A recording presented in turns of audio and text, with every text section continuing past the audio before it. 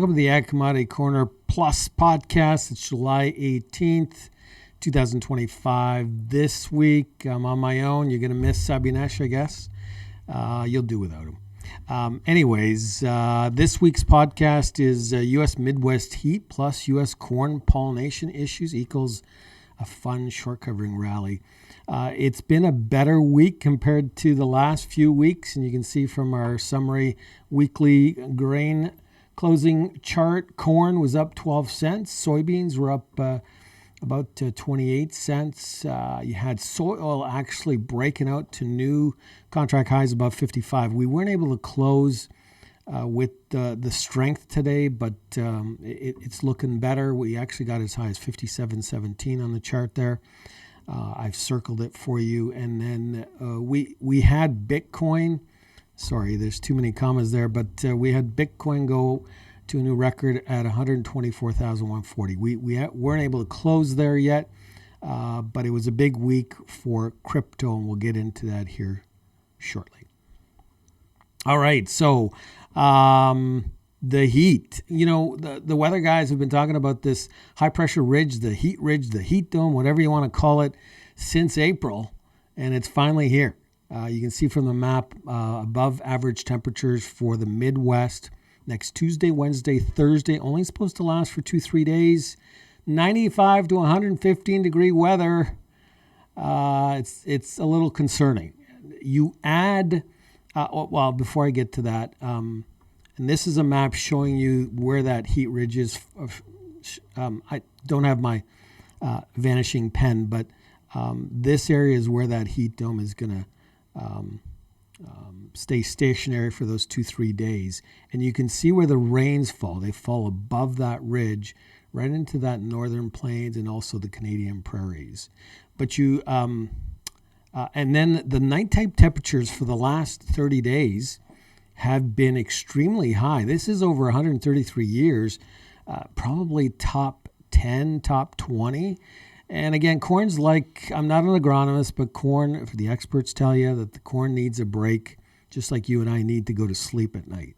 So this is concerning. You add some photos on Twitter about corn pollination issues in Missouri, Illinois, Iowa, Indiana, Ohio.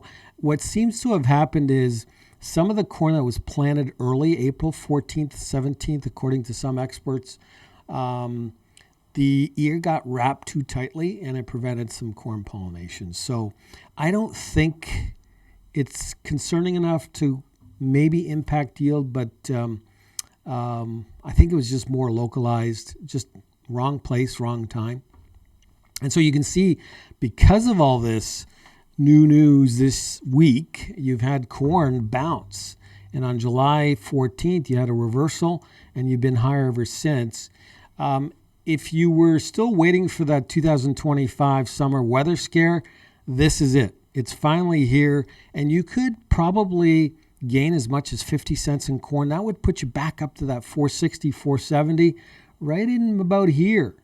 So next week is key. If that heat ridge lasts more than 2-3 days, you're going to see that short covering rally when the funds were short over 200,000 contracts. And you can see here the breakout in Soyoil futures above that resistance, new contract highs at 55. You can see the uptrend that we've started, the rounded bottom with this 200-day moving average.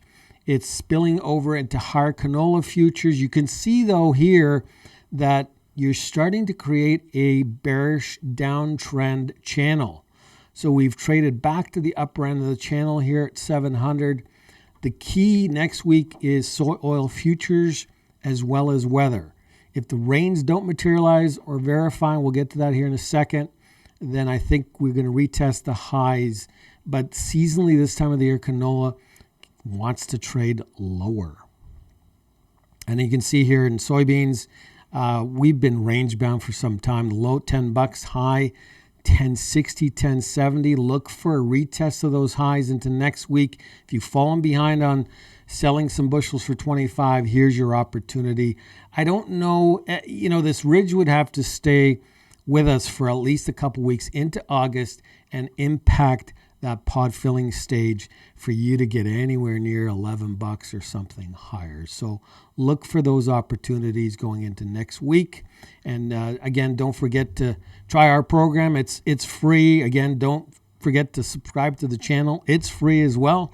But this week we had a new hog recommendation out for our members, as well as the technical grain hanging targets insights that you need to know. Again, this could be one last opportunity before harvest to sell some of that 25 bushels. And then we've got rain in the forecast over the next 2 weeks for the prairies. You can see it up here. Every time I talk to a farmer in Western Canada, he says, yeah, they were calling for 2 inches today and it didn't verify. Now it's changed. There was a lot of tours here in the last few weeks because of Ag in Motion trade show in Saskatoon. It's an below average to average crop. Generally, the far south is in trouble. Canola yields are going to come in at 15 to 20, just not enough moisture. As you go further central, northern areas of the Canadian Prairies, getting better. But a lot of it's very spotty, a lot of haves and have-nots. So they're going to continually needing some rains over the next few weeks to hold what they have or maybe add to the bushels. Trump this week announced 30% tariffs on EU and Mexico over the weekend. The markets actually ignored it. Again, we're becoming desensitized to all these tariffs because it's Trump 1.0. He threatens, and then eventually the tariff comes in lower. But there is a trend unfolding here, and that is that I don't think any country is going to be able to get a 0% tariff with the United States. It's going to be some sort of tariff. We saw that with Indonesia at 19%. So as long as we can get some deals done, announce some ag purchase agreements, I think we're going in the right direction. U.S. soybean export sales. The EU is number 2 buyer of U.S. exports, number 2 only to China. So it's critical we figure this out. Same thing with corn. The EU and Mexico are combined 38% of total U.S. exports, so they matter. So does Japan, Colombia, and South Korea. It's amazing how we started the tariff war with Colombia, but Colombia hasn't been mentioned in the last 3 months. And then Trump, there's a lot of headline news this week about Trump wanting to fire Fed Chairman Powell. It would be a risk for him. I don't think he can unless he's created some sort of fraud. There's been issues with spending too much money renovating some of the Fed buildings in Washington. But the problem is, even if he replaced Fed Powell, there's so many other members that don't want to cut rates right now. So I think he still struggle to get rates lower over time. And then this week was crypto week. Crypto legislation was passed in Congress. This is big news because Trump was also suggesting that he could open the doors for retirement funds to invest in crypto and Bitcoin. There's $9 trillion in retirement funds. So you want to talk more demand for a very finite supply of Bitcoin. This is potentially very bullish news moving forward for Bitcoin. And then there's some news that we want to replace the high fructose syrup, corn syrup in Coca-Cola. In 2023, we used about 400 million bushels of corn for that high fructose corn syrup. Coca-Cola represents about 33% of that total. So it's about 50 million bushels of demand destruction. It's not the end of the world, but Coca-Cola hasn't yet commented on whether they've agreed to it or not. So maybe wait a little bit on corn futures this week. And then finally, the CFTC report. The latest data did actually come out, and the funds as of this week are short 174,000 contracts versus last week at 203. So they've started to cover that short position with the rally this week. I would assume that they're maybe short less than 150,000 contracts. They removed some of their length in canola. They've added to their wheat short positions. So I think the fund buying with month end approaching, because Monday is is July 21st.